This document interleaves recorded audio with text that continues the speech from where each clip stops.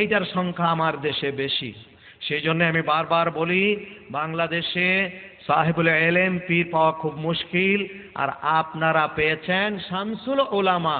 সমস্ত বাংলাদেশ বললে ছোট করা হবে। গোটা এশিয়া মহাদেশের উলামায়ে হাক্কানি রব্বানির সূর্য যিনি ছিলেন, ওলামারা ছিলেন তারকা, ওলামারা ছিলেন চন্দ্র, তারকা তিনি ছিলেন সূর্য। সেই সূর্য আমাদের কাছ থেকে অস্তমিত যায়নি, বরং সূর্য এক গুণ তাপ, এক গুণ আলো আমাদেরকে জীবিত থাকতে দিয়ে গেছেন। সেই সূর্য আণবিক শক্তি অর্জন করে ওই মসজিদের কাছে আমাদের দিকে তাকিয়ে 99 গুণ বেশি আলো আমাদেরকে দিচ্ছেন।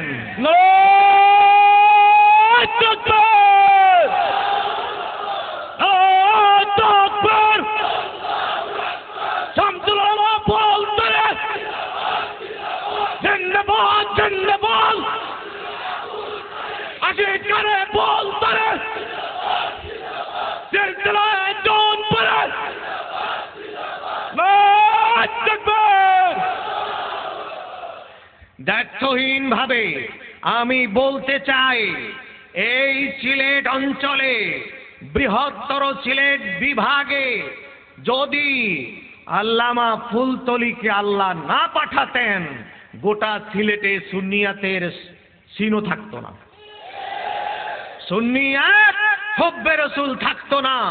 সিলেট গুস্তাখে রাসূলদের দখলে যেত, মুনাফিকদের দখলে যেত।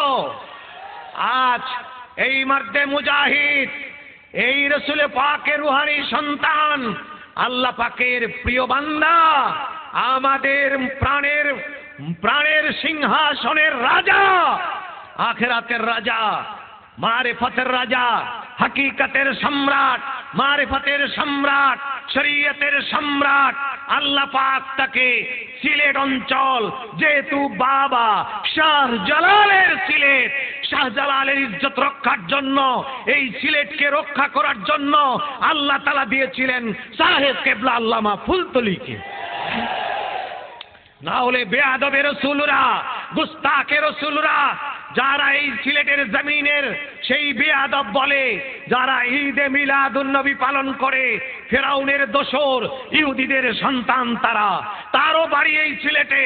যেখানে আবু বকরের বাড়ি, যেখানে নবীর জন্ম, সেখানে আবু জেহেলের জন্ম। যেখানে আল্লামা ফুলতলি, সেখানে এই বেয়াদব অলিপুরি।